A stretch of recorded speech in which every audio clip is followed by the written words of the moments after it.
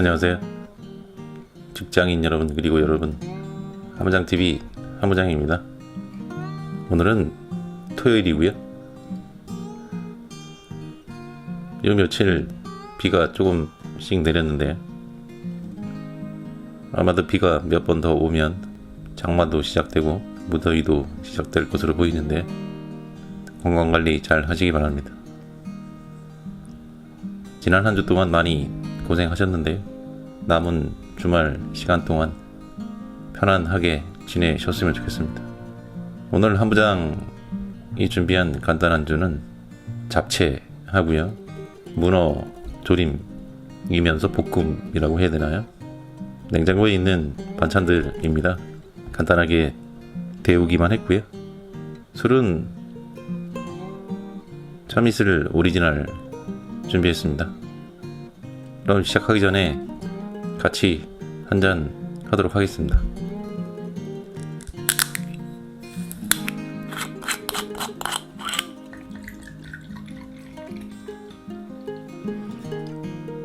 네, 오늘 첫 잔이고요. 여러분은 맞벌이에 대해서 어떤 생각을 갖고 계십니까? 당연히 해야 된다고 생각하시나요? 아니면 다른 생각을 갖고 계시나요? 자, 한잔 하시죠.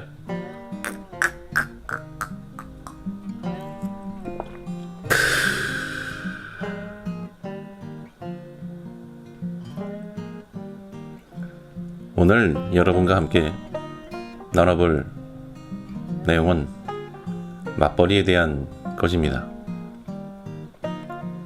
사실 8, 90년대만 해도 맞벌이에 대한 비중은 그다지 크지 않았었는데요. 제가 자료조사를 조금 해보니까 대략 한 550만 가구 정도가 맞벌이를 하는 가구라고 하더라고요. 이래저래 통계에 안 잡힌 경우까지 따지면 거의 한 600만 가구 정도 되지 않을까 생각하는데요. 요즘에는 결혼하면서, 하기 전에도 그렇고 하면서도 맞벌이 하는 가정이 많은데요.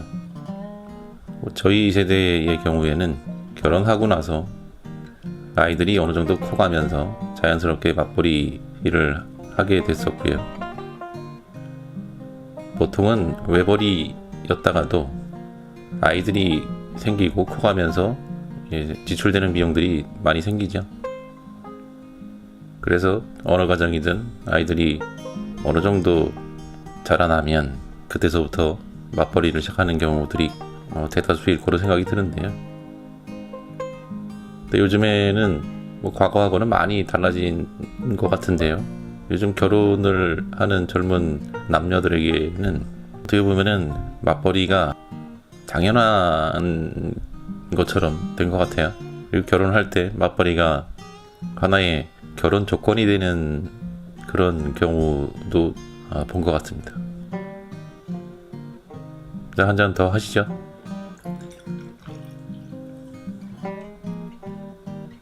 여러분은 능력이 된다면 외벌이가 더 좋다고 생각하시나요? 아니면 그래도 둘 다 사회생활을 하는 편이 가정에 더 도움이 된다고 생각하시나요? 자, 한잔 하시죠.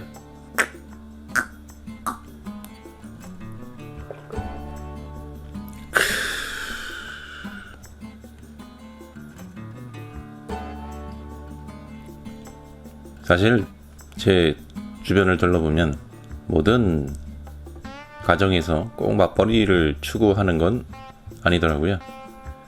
특히 여성 쪽에서는 일도 일이지만 가정에 더 충실하고 싶다는 분들도 꽤 있었고요. 그리고 남성들의 경우에도 맞벌이보다는 한 사람은 가정을 좀 안정적으로 돌보는 편이 좋다고 생각하는 분들도 다수 있었고요. 물론 모든 일들이 뜻대로 잘 풀리기만 하면 걱정할 것이 없겠죠. 그런데 여러분도 아시겠지만 살다 보면 항상 온갖 변수가 생기기 마련입니다. 그래서 삶은 누구도 예측할 수 없는 것이겠지요. 원하지는 않지만 어쩔 수 없는 상황 때문에 맞벌이를 하는 가정의 경우 트러블도 자주 발생하고요. 그래서 심각한 상황에 놓이는 부부들도 다수 있는 건 분명합니다.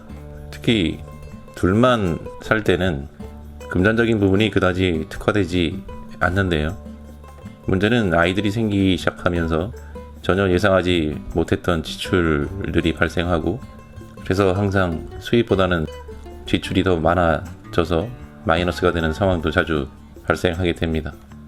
참 난감한 상황이죠. 아이들은 아직 어린데 현재 수입으로는 생활이 감당이 안 되고, 맞벌이를 하자니 아직 어린 아이들을 맡길 때가 마땅치 않을 때 참 많은 고민을 할 수밖에 없습니다. 저의 경우도 그랬으니까요. 자, 한 잔 더 하겠습니다. 여러분은 맞벌이를 하시면서 생활이 좀 나아지셨나요?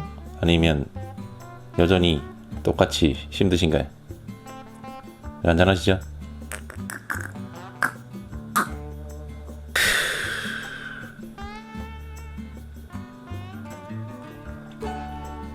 요즘에는 과거와 달리 부모님에게 아이들을 맡기기도 그리 호락호락하지는 않습니다.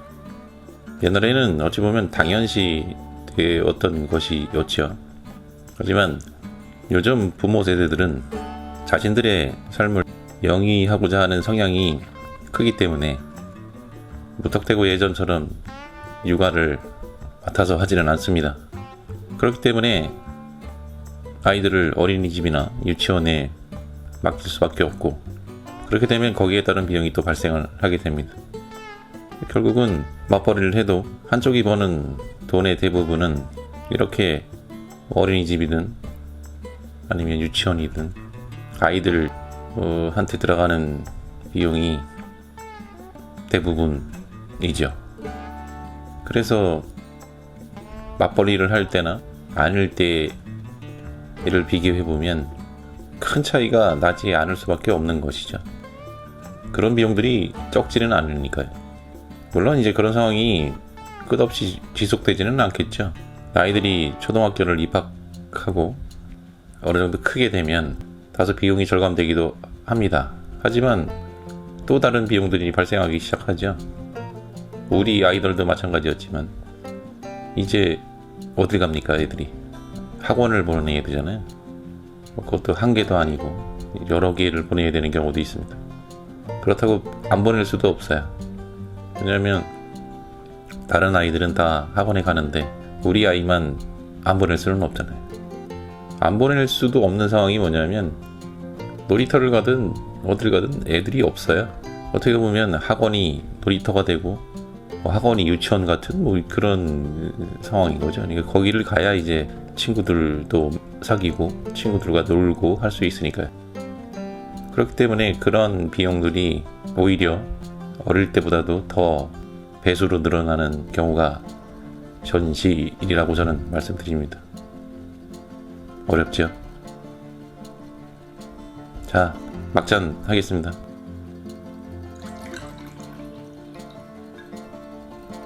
사실 결혼과 동시에 우리는 책임감이라는 무거운 사회적 협의를 짊어지게 됩니다. 정말 빠듯한 삶을 살아가면서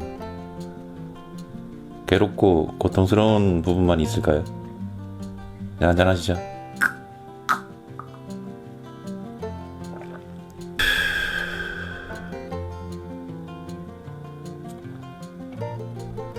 우리는 결혼이라는 걸 통해서 세상에서 둘도 없는 아이들을 얻습니다.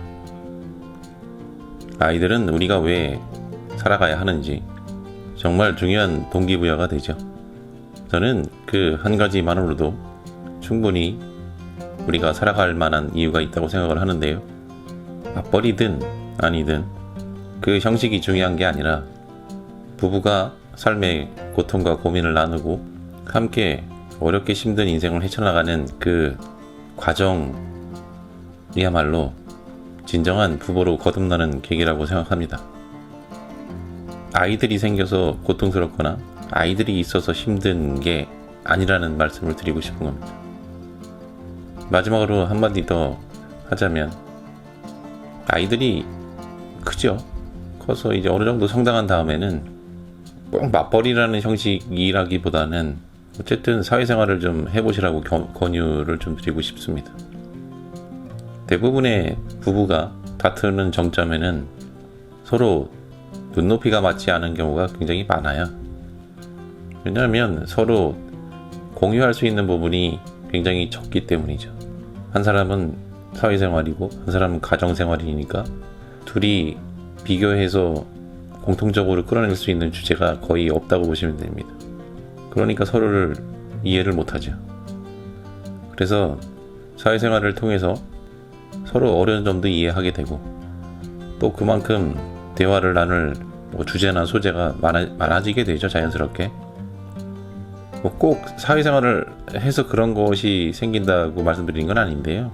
그래도 뭔가 다양성을 가지고 살아갈 수 있는 것은 여러 사람들과 부닥치면서 살아가는 사회생활이 그나마 좀 유리한 거 아니겠습니까? 뭔가 남편이나 아니면 아내를 위해서 내가 뭘 준비하는 이야기거리를 생각을 안 해도 사회생활이라는 것은 자연스럽게 둘이 얘기할 수 있는 뭔가가 발생할 수 있는 그런 광장 같은 거죠. 자, 오늘 여러분 맞벌이 부부 그리고 어린 아이들을 둔 가정이라면 아이들을 재우고 오늘 제가 말씀드린 주제에 대해서 곰곰이 서로 한번 허심탄회하게 말씀을 나눠보시기 바랍니다.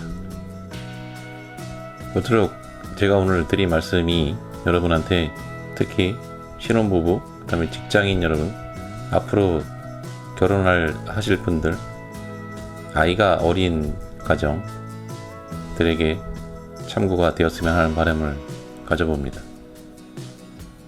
지난 한 주 고생 많으셨고요. 다음 영상에서 또 뵙도록 하겠습니다. 주말 행복하게 보내시기 바랍니다. 감사합니다. 안녕히 주무세요.